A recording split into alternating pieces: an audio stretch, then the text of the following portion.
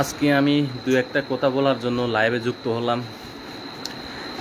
তিন পার্বত্য চট্টগ্রামে যে এখন মারামারি চলতেছে, যে একটা অরাজকতা পরিস্থিতি সৃষ্টি হচ্ছে, যারা দর্শকের দর্শক তো দর্শকই মানে দর্শন যারা করছে তাদের পক্ষে হয়ে অনেকে কথা বলতেছে দেখলাম।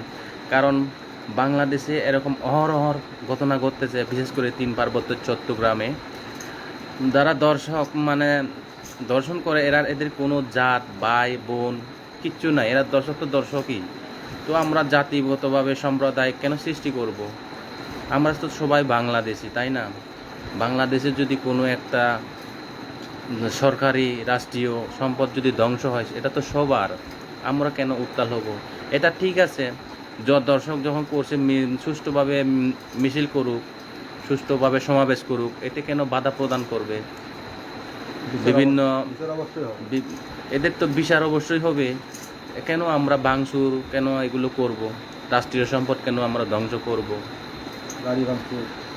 তো আমি বলতে চাই, আপনার যারা দর্শকের হয়ে মানে সাইড নিয়ে কথা বলতেছেন, আপনার বোন, আপনার মা, আপনার আত্মীয় যে কোনো একটা মেয়েকে কেউ দর্শন করুক, তখন আপনার কেমন লাগে?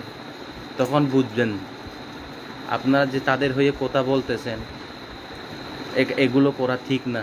এই যে সামান্যটুকু পরপর তিনটা ঘটনা হলো, পানসুরিতে 4 বাঙালি চ্যাটেলার মিলে একটা মেয়েকে দর্শন করলো।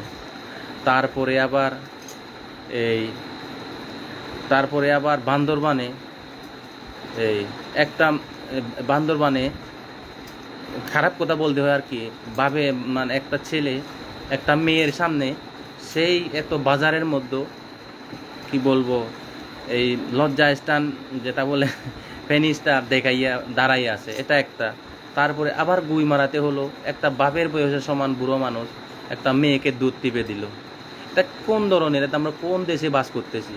এটা আমি মনে করি এটা রাষ্ট্রীয় মানে কিছু মানে খারাপ লোক আছে, এদের আশ্রয় পেয়ে এ সমস্ত জিনিসগুলো হচ্ছে। ঠিক আছে, দর্শন করছে আদিবাসীরা, এরা করুক, সমাবেশ করুক, এরা তো এদের আদায় তো বলবে দর্শকদের ধরার জন্য, দর্শককে মানে সুষ্ঠু বিচারের জন্য এরা দাবি করবে। তো আমরা তাদেরকে প্রতিহত করার চেষ্টা করব? কেন হানাহানি মারামারি করব? এরা সুষ্ঠুভাবে সমাবেশ করতে দেন, কেন এত হানাহানি মারামারি গোলাগুলি এগুলো কেন?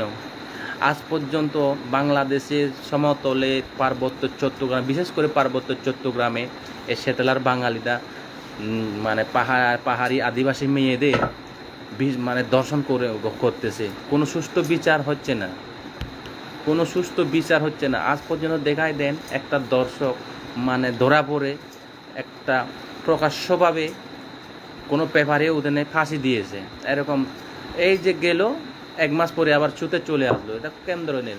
তো এরকম যদি সিস্টেম হলে তো আমিও তো করব, আমারও তো করতে মন চাচ্ছে, আমিও তো দর্শন করি। তাহলে আমিও 1 মাস পরে যদি আমি ছুটে চলে আসতে পারি, তাহলে আমিও করি। কেন ভাই এগুলো করা আসলে রাষ্ট্রের পক্ষে একটা বড় দুর্নাম। রাষ্ট্রের বাহিনী, রাষ্ট্র এটা নিজের মন মানসিকতা পরিবর্তন করতে হবে। নিজের মন মানসিকতাকে যদি পরিবর্তন করতে না পারেন, সমাজ উন্নত হবে না, দেশ উন্নত হবে না। অনাত্ম রাষ্ট্রীয় সম্পদের মানে ধ্বংস করতেছেন। আমি রাষ্ট্রীয় বাহিনী বলে রাষ্ট্রকে বলবো, যে আদিবাসীরা যে একটা অধিকার চাচ্ছে সুষ্ঠু বিচার, সে দর্শকের সুষ্ঠু বিচার, যে সমাবেশ আয়োজন করতে তারা সুষ্ঠুভাবে করতে দেন। কেন আপনারা সেখানে বাধা প্রদান করবেন? এগুলো বাধা প্রদান করে তো বিভিন্ন রাষ্ট্রীয় সম্পদ ধ্বংস হয়ে গেছে, বিভিন্ন হানাহানি মারামারি। আমি খুব প্রকাশ করতেছি, আদিবাসীরা তাদের ন্যায্য দাবি আদায় করুক, সুষ্ঠু নির্বাচন করুক, সুষ্ঠু দাবি দেওয়া মানববন্ধন করুক। কেন ভাই দর্শকের আজ পর্যন্ত বাংলাদেশে কোনো একটা সুষ্ঠু বিচার, কোনো একটা সুষ্ঠু মানে আজ পর্যন্ত কেউ বিচার পায়নি।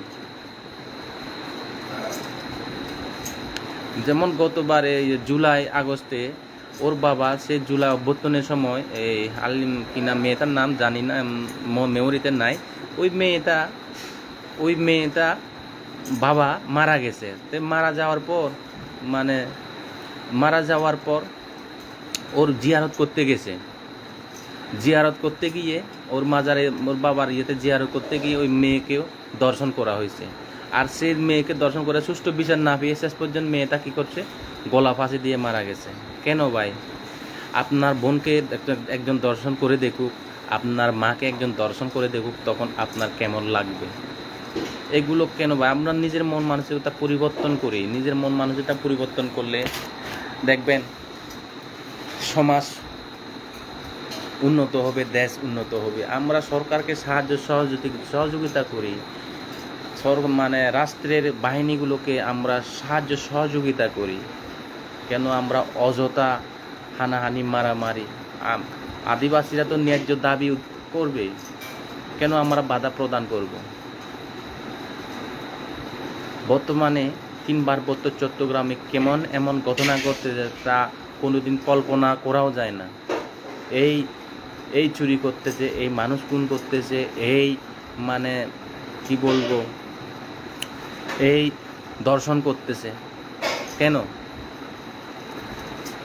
সাদা দর্শন